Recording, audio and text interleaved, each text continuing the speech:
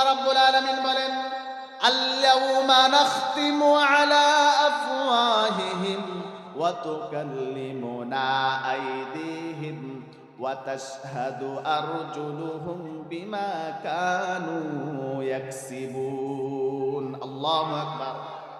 আল্লাহ রাব্বুল আলামিন বলেন, মানুষগুলো যখন তাদের কৃতকর্মগুলোকে অস্বীকার করা শুরু করে দিবে, মানুষগুলো যখন বলবে, প্রভু গো, ওই অন্যায় আমরা করি নাই, কিন্তু ফেরেশতা ভুল লিখেছে, আল্লাহ তাআলা বলেন, কিয়ামতের ময়দানে আমি আল্লাহ রাব্বুল আলামিন তাদের মুখের মধ্যে মোহর লাগিয়ে দেব।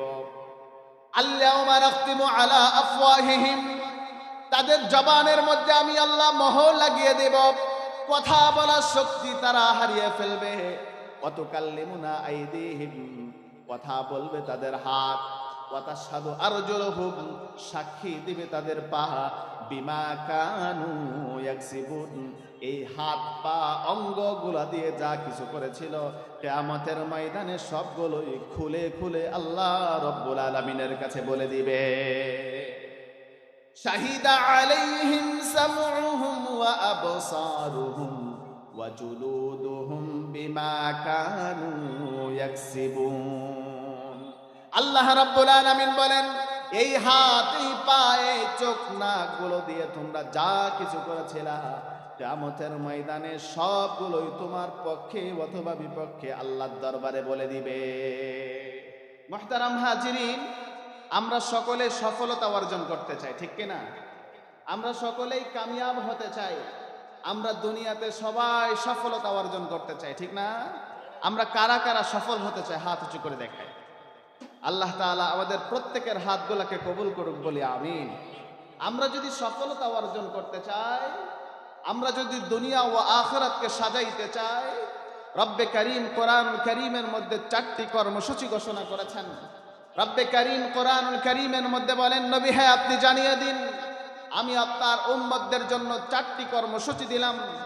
আমার প্রিয় বান্দাদের জন্য আমি আল্লাহ রাব্বুল আলামিন 4টি কর্মসূচি ঘোষণা করলাম। যদি আমার বান্দারা আমার দিয়া এই 4টি কর্মসূচির উপর আমল করতে পারে, আমি আল্লাহ তাআলা কথা দিয়ে দিলাম, তাদের দুনিয়াও সফল, আখিরাতও সফল। সুবহানাল্লাহ। আল্লাহ তাআলা বলেন, সফলতার পিছনে তাদেরকে দৌড়াইতে হবে না, সফলতা তাদের পদচুম্বন করবে। সুবহানাল্লাহ। আল্লাহ রাব্বুল আলামিন বলেন, ইয়া আইয়ুহাল্লাযীনা আমানুসবিরু ওয়াসাবিরু ওয়ারাবিতু ওয়াত্তাকুল্লাহা লাআল্লাকুম তুফলিহুন। আল্লাহু আকবার। আল্লাহ রাব্বুল আলামিন বলেন, হাবিব ও আমার বন্ধু, আপনি আপনার উম্মতদেরকে জানিয়ে দিন, আমি আপনার উম্মতদের জন্য 4টি কর্মসূচি ঘোষণা করলাম। আমার প্রিয় বান্দাদের জন্য 4টি কর্মসূচি ঘোষণা করলাম। যদি কোনো মানুষ আমার দেয়া এই 4টি কর্মসূচির উপরে আমল করতে পারে, সফলতার পিছনে তাদেরকে দৌড়াইতে হবে না, সফলতার পিছনে তাদেরকে ছুটতে হবে না, সফলতা তাদের পদচুম্বন করবে। 1 নম্বর, আল্লাহ রাব্বুল আলামিন বলেন, ইয়া আইয়ুহাল্লাযীনা আমানুসবিরু, রব্বে কারীম বলেন, হে আমার ইমানদার বান্দা বান্দেরা, ঈমান আনার পরে তোমার সর্বপ্রথম কাজ হচ্ছে ধৈর্য ধারণ করা। আমানুসবিরু, ঈমান আনার কারণে তোমার উপরে বিপদ আসবে, মুসিবত আসবে। ঈমান আনার কারণে কাফের মুশরিক কর্তৃক তুমি জুলুমের শিকার হবে, নির্যাতনের শিকার হবে।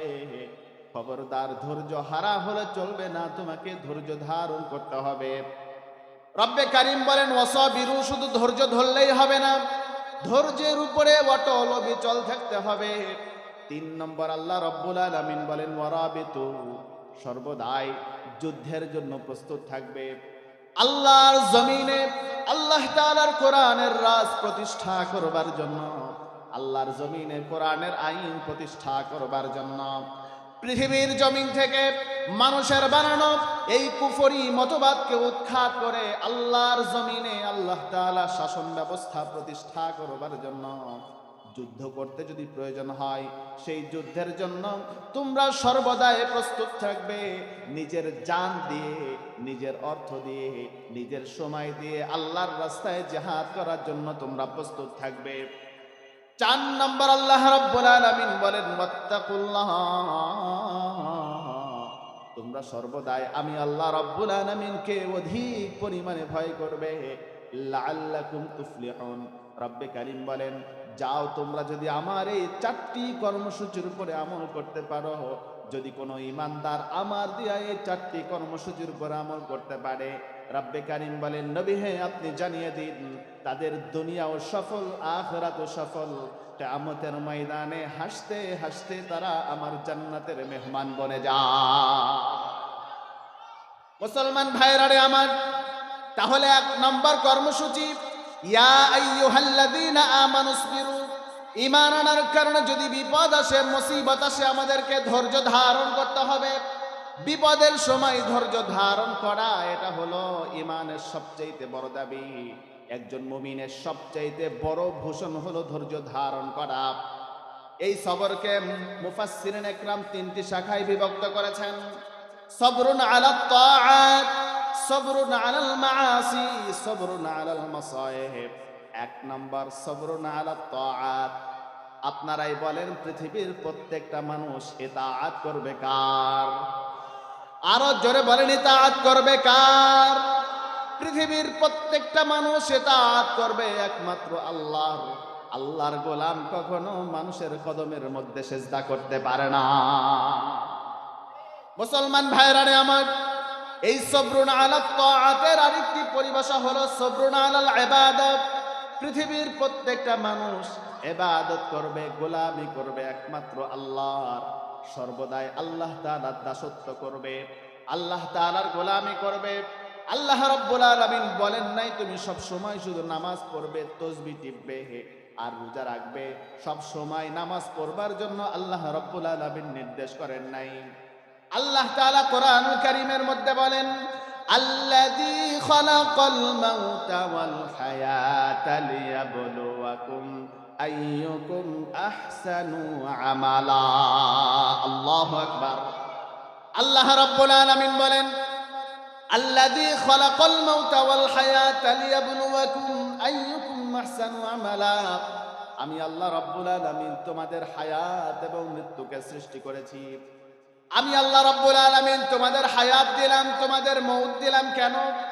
আমি আল্লাহ রাব্বুল আলামিন তোমাদেরকে পরীক্ষা করবার জন্য তোমাদেরকে সৃষ্টি করেছি। কি পরীক্ষা করবেন? আল্লাহ তাআলা বলেন আইয়ুকুম আহসানু আমালা, তোমাদের মধ্য থেকে কার আমলটা কত বেশি সুন্দর, এই সুন্দর আমলের পরীক্ষা করবার জন্য আমি আল্লাহ তোমাদেরকে বানিয়েছি। তাহলে বোঝা যায় শুধু আমল করলে চলবে না, সুন্দর আমল করতে হবে। আপনার আমার আমলগুলো যদি ইখলাস ওয়ালা সুন্দর আমল বানাইতে চাই, আপনার আমার আমলগুলো যদি সুন্দরওয়ালা ইখলাসওয়ালা আমল বানাইতে চাই, তাহলে 1 নম্বর আপনার আমার আমলের মধ্যে যেটা পাওয়া যেতে হবে সেটা হলো ইখলাস। হাদিস শরীফের মধ্যে এসেছে আখলিস দীনাকা ইয়াকফিকাল আমালুল কলিল। আল্লাহর পয়গম্বর বলেন তোমাদের নিয়তকে পরিশুদ্ধ রাখো। নিয়ত সহি রেখে, নিয়ত খাঁটি রেখে যদি অল্প আমল করো, আল্লাহ রাব্বুল আলামিন তোমাদের আমলের সওয়াব বাড়াইতে বাড়াইতে উহুদ পাহাড় সমপরিমাণ বাড়িয়ে দেয়। আর যদি নিয়ত খালেস না হয়, নিয়ত যদি পরিশুদ্ধ না থাকে, মানুষ দেখানো যদি উদ্দেশ্য হয়, মানুষের রেজামন্দি অর্জনের জন্য যদি আমল করা হয়, ওই আমল আল্লাহ তাআলা কবুল করবেন না, বরং ওই আমল কিয়ামতের ময়দানে আমাদের জাহান্নামে যাওয়ার কারণ হয়ে দাঁড়াবে। মুসলমান ভাইরা রে আমার, আল্লাহ রাব্বুল আলামিন কোরআন কারীমের মধ্যে অতি চমৎকার করে বলেন ওয়াকাদিমনা ইলা মা আমিলু মিন আমালিন ফাজআলনাহু হাবাআম মানসুরা। আল্লাহ তাআলা কোরআন কারীমের মধ্যে বলেন দুনিয়ার মধ্যে তোমরা যে সমস্ত আমলগুলো মানুষ দেখানোর জন্য করেছিলা, তোমাদের আমলগুলোর মধ্যে যদি ইখলাস না থাকে, তোমাদের আমলগুলোর মধ্যে যদি নিয়তের পরিশুদ্ধতা না থাকে, নিয়ত যদি সহি না থাকে, যে আমলগুলোর মধ্যে ইখলাস ছিল না, আল্লাহ রাব্বুল আলামিন বলেন কিয়ামতের ময়দানে ওই আমলগুলো আমি আল্লাহ রাব্বুল আলামিন হাবা মানসুরে পরিণত করে দিব। হাবা মানসুর কাকে বলা হয়? গ্রাম অঞ্চলের মধ্যে টিনের চালের মধ্য দিয়ে সূর্যের আলো ঘরের মধ্যে প্রবেশ করলে ওই আলোর ভিতরে অনেকগুলো ধুলা বালু উঠতে দেখা যায়।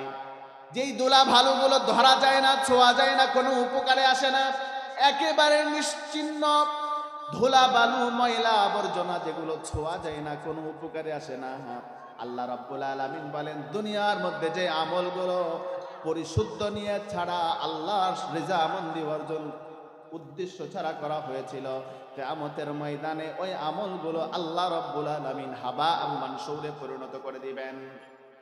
ওই আমলগুলো আল্লাহ তাআলা নিশ্চিহ্ন ধুলা বালুর ন্যায় করে দিবেন, কোনো কাজে আসবে না। বরং আল্লাহর পয়গম্বর বলেন, যে সমস্ত আমলগুলো দুনিয়ার মধ্যে মানুষ দেখানোর জন্য করা হয়েছিল, নিয়তের পরিশুদ্ধতা ছিল না, ওই আমলগুলো বান্দাকে জাহান্নামের মধ্যে নিক্ষেপ করে দিবে। নামাজ যদি মানুষকে দেখানোর জন্য পড়া হয়, ওই নামাজ হয়ে যাবে শিরিকযুক্ত নামাজ। দান সদকা যদি মানুষকে দেখানোর জন্য করা হয়, ওই দান সদকাগুলো হয়ে যাবে শিরিকযুক্ত দান সদকা। ঠিক তদ্রূপভাবে দুনিয়ার মধ্যে যদি আমাদের প্রত্যেকটা কাজের নিয়তের পরিশুদ্ধতা না থাকে, ওই আমলগুলো কিয়ামতের ময়দানে হাবা মানসুরে পরিণত করে দিবেন। শুধু তাই নয়, বরং ওই আমলগুলোর কারণে আল্লাহ রাব্বুল আলামিন আমাদেরকে উপর করে জাহান্নামের মধ্যে নিক্ষেপ করে দিবে। তাহলে বোঝা গেল, 1 নম্বর সবরুন আলাত তাআত, 2 নম্বর সবরুন আলাল মাআসি, গুনাহের মধ্যে সবর করা। গুনাহ করতে অন্তরের মধ্যে একটু ভালো লাগে, টিভি দেখতে ভালো লাগে, কিন্তু মালিক নারাজ হন। আল্লাহকে খুশি করবার জন্য টিভি দেখা বর্জন করা, আল্লাহকে খুশি করবার জন্য অন্যায়মূলক কাজ থেকে নিজেকে বাঁচিয়ে রাখা। সবরুন আলাল মাআসি, গুনাহ করতে অন্তরে ভালো লাগে কিন্তু আল্লাহ নারাজ হন। আল্লাহকে খুশি করবার জন্য গুনাহ বর্জন করা, আল্লাহর সন্তুষ্টি অর্জনের জন্য গুনাহ থেকে নিজেকে দূরে সরিয়ে রাখা। মুসলমান ভাইরা রে আমার, এখন আমাদের মধ্যে সিসি ক্যামেরা যেখানে লাগানো থাকে, ওইখান থেকে মানুষ কোনো কিছু চুরি করে না, বদমাইশি করে না, ডাকাতি করে না। সিসি ক্যামেরাকে মানুষ ভয় করে। সিসি ক্যামেরা যেখানে লাগানো আছে ওইখান থেকে মানুষগুলো দূরে সরে থাকে। অথচ আল্লাহ রাব্বুল আলামিন কোরআন কারীমের মধ্যে বলেন, কুল ইন তুখফু মা ফি সুদুরিকুম আও তুবদুহু ইয়ালামুহুল্লাহ।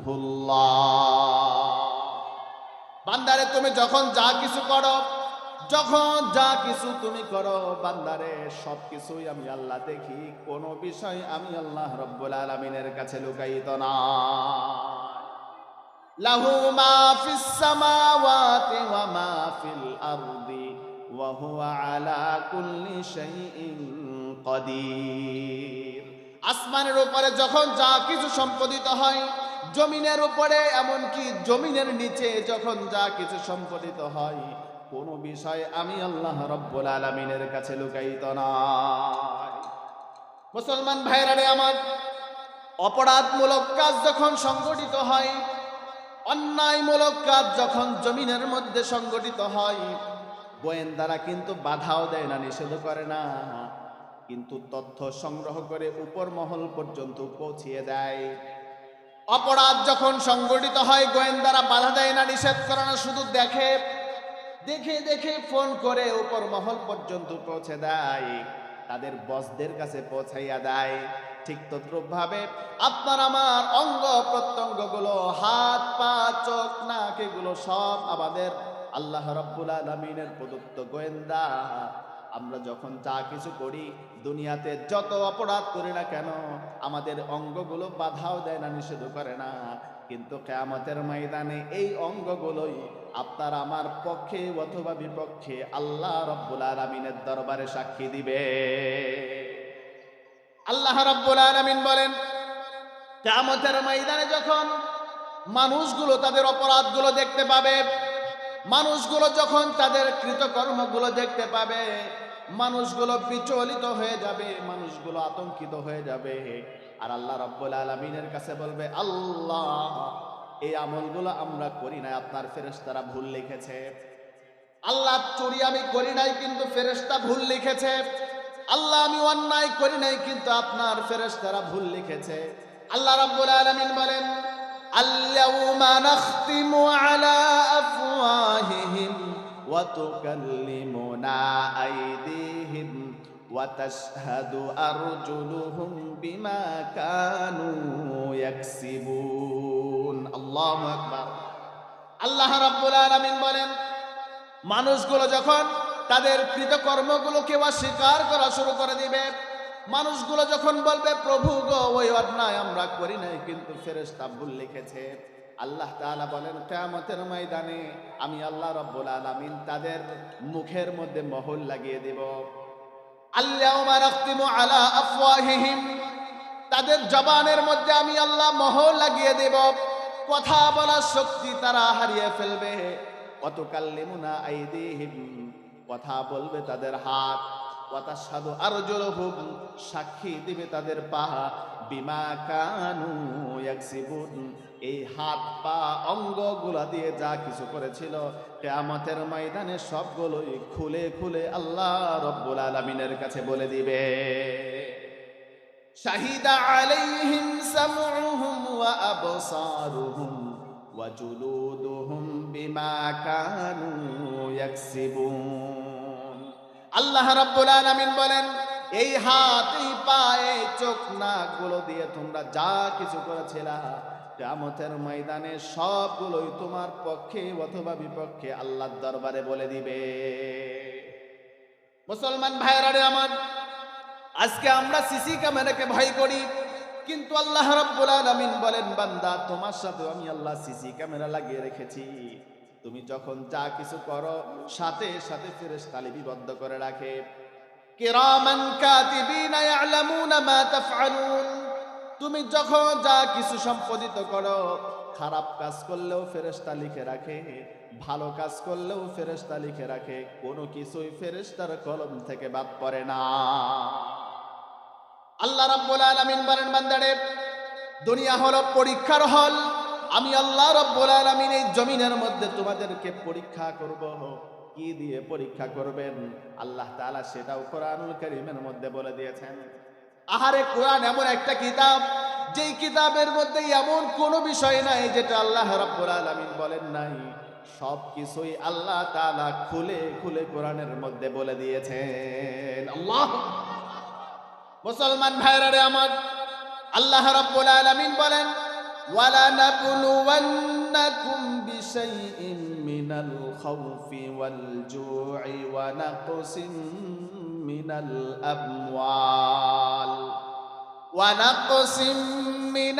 আমওয়াল ওয়াল আনফুসি ওয়াথ থামারাত ওয়া বাশশিরিস সাবিরিন আল্লাযীনা ইযা আসাবাতহুম মুসিবা ক্বালু ইন্না লিল্লাহি ওয়া ইন্না ইলাইহি রাজিউন।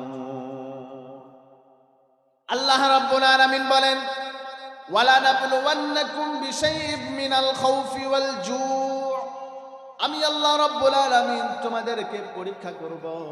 পরীক্ষার হলের মধ্যে ছাত্র যখন ভুল লিখে মাস্টার নিষেধ করে না, বাধা দেয় না, নিষেধ করে না, কারণ পরীক্ষার হল। ঠিক তদ্রূপ ভাবে জমিনের মধ্যে আমরা যাই কিছু করে না কেন আল্লাহ রাব্বুল আলামিন বাধাও দিবেন না, নিষেধও করবেন না, কিন্তু কিয়ামতের ময়দানে সবগুলো আমাদের কৃতকর্ম আল্লাহর দরবারে আমাদেরকে জবাবদিহি করতে হবে। মুসলমান ভাইরা রে আমার, রব্বে কারীম বলেন, আমি আল্লাহ তোমাদেরকে পরীক্ষা করব। ওয়ালা নাবলুওয়ান্নাকুম বিশাইইন মিনাল খাউফ, আমি আল্লাহ তোমাদেরকে ভয় দিয়ে পরীক্ষা করব। মিনাল জু', ক্ষুধার মাধ্যমে আমি আল্লাহ তাআলা তোমাদেরকে পরীক্ষা করব। আমি আল্লাহ তাআলা তোমাদের ধন সম্পদগুলোকে নষ্ট সাধনের মাধ্যমে পরীক্ষা করব। ব্যবসায় ক্ষতি সাধনের মাধ্যমে তোমাদেরকে পরীক্ষা করব। আমি আল্লাহ তাআলা দেখতে চাইব তোমরা আমি আল্লাহর উপরে ধৈর্য ধারণ করো কিনা। মুসলমান ভাইরা রে আমার, বিপদ ও মুসিবত যদি এসেই যায়, বিপদ যদি আমাদেরকে গ্রাস করে নাই, বিপদ থেকে আমরা কি করে মুক্তি পাবো? আল্লাহ তাআলা কোরআন কারীমের মধ্যে বলেন, ইয়া আইয়ুহাল্লাযীনা আমানুস্তাঈনু বিস-সাবরি ওয়াস-সালাহ ইন্নাল্লাহা মা'আস-সাবিরিন। আল্লাহু আকবার। আল্লাহ রাব্বুল আলামিন বলেন, ইয়া আইয়ুহাল্লাযীনা আমানুস্তাঈনু বিস-সাবরি ওয়াস-সালাহ, বান্দারে তোমাকে যদি বিপদ আর মুসিবত গ্রাস করে নাই, তোমার উপর যদি বিপদ আর মুসিবত এসে যায়, তাহলে আমি আল্লাহ তোমাদেরকে একটা সলিউশন দিয়ে দিলাম। নামাজ এবং ধৈর্যের মাধ্যমে আমি আল্লাহর কাছে সাহায্য চাও। আমি আল্লাহ তাআলা তোমাকে সমস্ত প্রকারের বিপদ আর মুসিবত থেকে হেফাজত করব। মুসলমান ভাইরা আমার, আল্লাহর পয়গম্বরের একজন সহধর্মিনী হযরতে উম্মে সালামা রাদিয়াল্লাহু তাআলা আনহা, হযরতে উম্মে সালামা রাদিয়াল্লাহু আনহা বলেন, আল্লাহর পয়গম্বর জনাবে মুহাম্মদুর রাসূলুল্লাহ সাল্লাল্লাহু আলাইহি ওয়াসাল্লামের সাথে বিবাহ হওয়ার আগে আমার বিয়ে হয়েছিল সালামার সাথে। উম্মে সালামা বলেন, আবু সালামার সাথে আমার জীবনটা খুব ভালোই চলছিল। আবু সালামা বাহির থেকে উপার্জন করে ঘরে নিয়ে আসতো, আর আল্লাহর পয়গম্বরের দরবার থেকে প্রতিদিন নতুন নতুন একটা বিষয় শিখে আসতো। আমাকে শেখাইতো, আমিও আমল করতাম, আবু সালামাও আমল করত। উম্মে সালামা বলেন, একদিন দুপুর বেলা হযরতে আবু সালামা রাদিয়াল্লাহু তাআলা আনহু আল্লাহর পয়গম্বরের দরবার থেকে বাড়িতে ফিরেছে।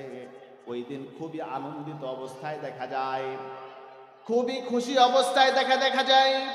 আমি আবু সালামাকে প্রশ্ন করলাম, ও আবু সালামা, অন্যদিন তুমি ঘরে প্রবেশ করো, এত আনন্দিত অবস্থায় তোমাকে দেখা যায় না, এত খুশি অবস্থায় তোমাকে দেখা যায় না, আজকে যতটা খুশি অবস্থায় তোমাকে দেখা যাচ্ছে, ঘটনা কি আমি জানতে চাই। আবু সালামা ডাক দিয়ে বলে, ও উম্মে সালামা, আল্লাহর পয়গম্বর আজকে আমাদেরকে এমন একটা আমল শিখিয়ে দিয়েছেন, এমন একটা দোয়া শিখিয়ে দিয়েছেন, আমরা যদি এই দোয়ার উপরে আমল করতে পারি, আমাদের উপরে যত বিপদ আর মুসিবত আসুক না কেন, আল্লাহ রাব্বুল আলামিন সমস্ত বিপদ আর মুসিবত থেকে আমাদেরকে হেফাজত করবেন। শুধু বিপদ থেকে রক্ষা করবেন শুধু তাই নয়, ওই বিপদের কারণে আমাদের যে সমস্ত ক্ষতি হয়ে গিয়েছিল, আল্লাহ রাব্বুল আলামিন এর চাইতে আরো উত্তম প্রতিদান দিয়ে আমাদেরকে পুরস্কৃত করে দিবেন। মুসলমান ভাইরা রে আমার, আবু সালামা বলেন, ও উম্মে সালামা, তুমি আমার সাথে পড়ে নাও, আল্লাহর পয়গম্বর জানিয়ে দিয়েছেন, ইন্না লিল্লাহি ওয়া ইন্না ইলাইহি রাজিউন। সকলে পড়েন, ইন্না লিল্লাহি ওয়া ইন্না ইলাইহি রাজিউন। আল্লাহুম্মা আজিরনি ফি মুসিবাতি ওয়া আখলুফনি খায়রুম মিনহা। উম্মে সালামা বলেন, আমি দোয়াটা ভালোভাবে মুখস্থ রাখলাম, মনে রাখলাম। উম্মে সালামা বলেন, আল্লাহর পয়গম্বর কিছুদিন পরে উহুদের যুদ্ধের জন্য সাহাবীদেরকে নির্দেশ করলেন। সাহাবীদের সাথে আমার স্বামী আবু সালামা যুদ্ধের জন্য প্রস্তুতি গ্রহণ করতে লাগলেন। একদিন আল্লাহর পয়গম্বর যুদ্ধে যাওয়ার জন্য নির্দেশ করলেন। সাহাবীদের সাথে আবু সালামা যুদ্ধের ময়দানের দিকে রওনা হয়ে গেল। কাফের মুশরিক বেদিনদের সাথে মুসলমানদের ব্যাপক যুদ্ধ চলা শুরু হয়ে গেল। মুসলমানদের প্রচুর পরিমাণ যুদ্ধ হইতেছে কাফের মুশরিকদের সাথে। আমার কাছে একটা মহিলা এসে সংবাদ দিল, ও উম্মে সালামা, তোমার স্বামী আবু সালামা যুদ্ধের ময়দানে শাহাদাত বরণ করেছে, দুনিয়া থেকে বিদায় হয়ে গিয়েছেন। উম্মে সালামা বলেন, আমি ভেঙ্গে পড়ি নাই, আমি আতঙ্কিত হয়ে যাই নাই, আল্লাহর পয়গম্বরের শিখিয়ে দেয়া দোয়ার উপরে আমি আমল করতে লাগলাম। আমি 100% শতভাগ বিশ্বাসের সাথে আমল করা শুরু করে দিলাম। আমি বেশি বেশি পড়তে লাগলাম, ইন্না লিল্লাহি ওয়া ইন্না ইলাইহি রাজিউন। আল্লাহুম্মা আজিরনি ফি মুসিবাতি ওয়া আখলুফনি খায়রুম মিনহা। আমি আমার দুটি সন্তান নিয়ে খুব কষ্টে আমার জীবন অতিবাহিত হচ্ছিল। সাহাবীদের মাঝে আমার কষ্টের কথাগুলো জানাজানি হয়ে গেল। একটা পর্যায়ে আল্লাহর পয়গম্বরের কান পর্যন্ত আমার এই কষ্টের কথা পৌঁছে গেল। একদিন দুপুরবেলা আল্লাহর নবী আমার বাড়ির দিকে রওনা হলেন আমার খোঁজ নেওয়ার জন্য। আমি আল্লাহর পয়গম্বরের জন্য বসার ব্যবস্থা করলাম।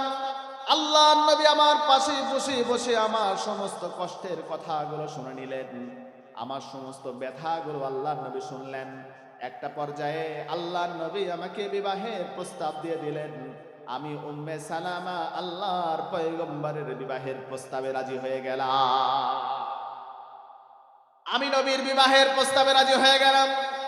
এবার আমি মনে মনে চিন্তা করতেছিলাম, হাই রে, এই দোয়ার উপরে আমল করবার কারণে আমার উপরে যেই বিপদ এসেছিল, মুসিবত এসেছিল, আমার স্বামী দুনিয়া থেকে বিদায় হয়ে গিয়েছে, এর চাইতে বড় বিপদ আর কিছু হইতে পারে না।